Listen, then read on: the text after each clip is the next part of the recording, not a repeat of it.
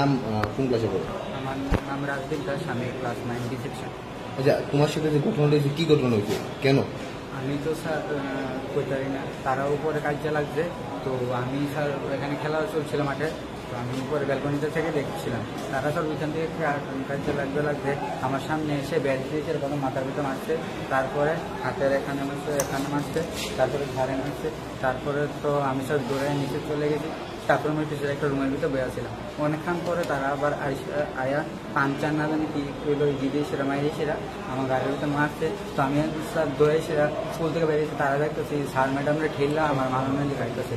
ঠেলিকে কোথায় না মনে করছিল আমি কোনো বুঝ করছি জোর দিয়ে আমি। এরপরে স্যার বিএমএনে গেলাম, বিএমএনে গেলে তারা আউট মানুষ এনে সেটা অনেকটুকু যারা মাথা ছিল তারার মাথা ছিল। তো তারা না, আমি লুকাই আসছিলাম, আমার তো দেখছে না। তারপর আমার বাবার ভাই এসে, বাবার ভাইয়ের বেশি করলে বাবার ভাইয়ের ভর্তি হতে জরুরি। তুমি কি হাসপাতালে চিকিৎসার জন্য যাওয়ার পরেও হাসপাতালে তোমাকে মারধর করা হয়েছে? তারা মেরেছে? চিনুনি তারা? যারা মারছে তারা চিনুনি? কেউ স্কুলের নি? হ্যাঁ স্কুলেরই। স্কুলেরই। কতজন আহত হয়েছে এই ঘটনা? আচ্ছা, তুমি কোন ক্লাসে পড়ো? আর কোন ক্লাসের সঙ্গে সমস্যা হয়েছে? 9 আর 10। তুমি যারা মারছো তারা চিনুনি? আমি মারছি না, তোমার লোক যারা তোমার উপর আঘাত করছে? ঘটনাটা আসলে আমাদের স্কুলের না, এটা গত পরশু একটা স্কুটি সংক্রান্ত তাদের বাইরের টোটালি একটা ঘটনা। স্কুটি নিয়ে তাদের মধ্যে কি প্রোগ্রাম এটা তো আমাদের জানান না। আজকে যখন আমাদের 3rd ডে, আমাদের শিক্ষা সপ্তাহ চলছে, তো আমাদের স্টুডেন্টদেরকে নিয়ে আমরা প্রথমে 11:30টায় রাস্তার বাইরে একদম মানববন্ধন করিয়েছি অ্যান্টি ড্রাগের বিরুদ্ধে। তারপর আমার যথাযথ আমরা স্কুলে চলে এলাম। আসার পরে রোল কল হওয়ার পরে যেহেতু স্পোর্টস ডে, আজকে শিক্ষা সপ্তাহ, আমাদের কিছু স্টুডেন্ট এখানে পিটি করছে, কিছু স্টুডেন্ট উপরে যোগা করছে। এগুলো শেষ করে আমাদের তখন ক্রিকেট খেলা চলছিল বড় ক্লাসে। তার মধ্যেই আমরা হঠাৎ করে খবর পেলাম যে কিছু আমাদের গেট তো গার্জিয়ানরা আসে এখন শিক্ষা সপ্তাহে, সমস্ত অভিভাবকরা আসেন স্কুলে।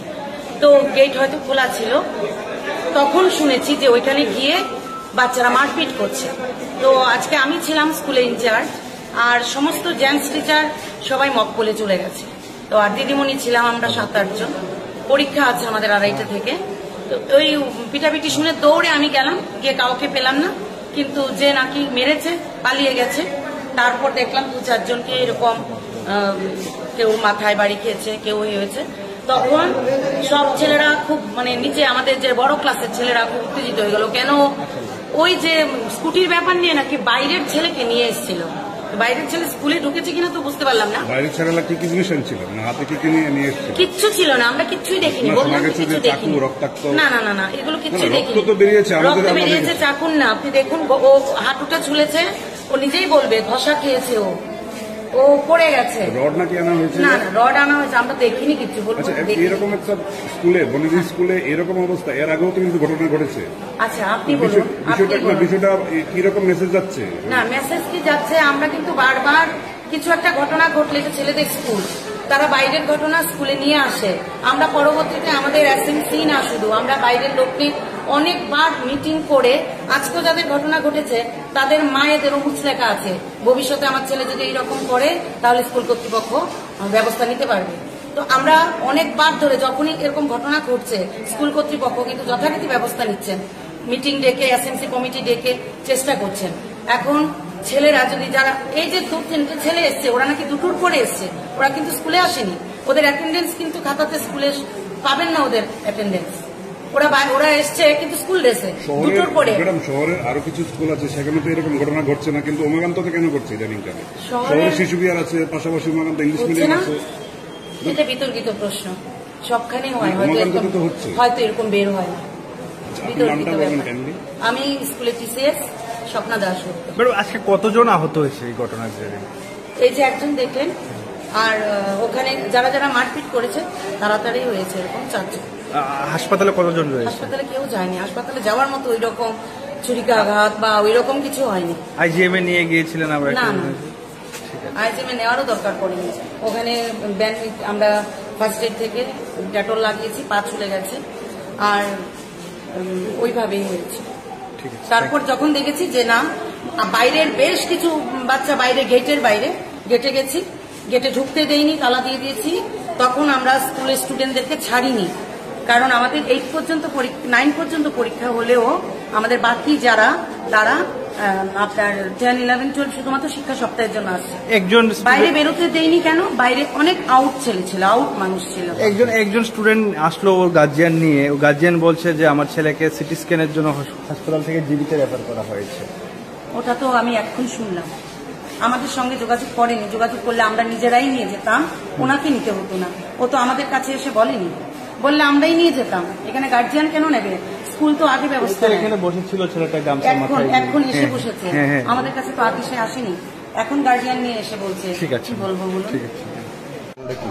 আমি ঘন্টাখানেক আগে একটা খবর পাই যে স্কুলের সামনে স্টুডেন্টরা নিজেদের মধ্যে ঝামেলা হওয়ার কিছু মারপিট করেছে। অ্যাকর্ডিংলি আমি স্টাফ নিয়ে সঙ্গে সঙ্গে আসার পর তো কোনো মারপিট দেখতে পাইনি। তারপর এখানে গার্জিয়ানরা ছিল, গার্জিয়ানদের সঙ্গে আমাদের কথা হয়, বলছিল যে স্টুডেন্টরা নিজেদের মধ্যে ঝগড়া করে করেছে, একটু দুজন স্টুডেন্ট আহত হয়েছে, একজন ক্লাস 9-এর এবং একজন ক্লাস 10-এর।